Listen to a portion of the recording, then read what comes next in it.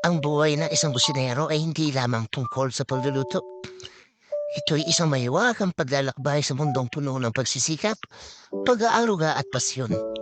Sa bawat pagbukas ng aming mga mata sa umaga, handa na kaming harapin ang hamon ng araw. Maaga kaming bumabangon upang simulan ng aming araw. Hindi lamang para sa pagluluto, kundi pati na rin sa paglalakad sa palengke upang pumili ng pinakasariwang sangkap.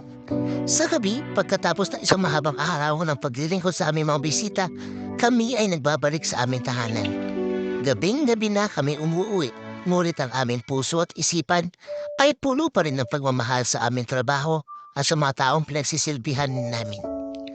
Ngunit ang aming paglalakbay ay hindi nagtatapos sa pagluluto lamang.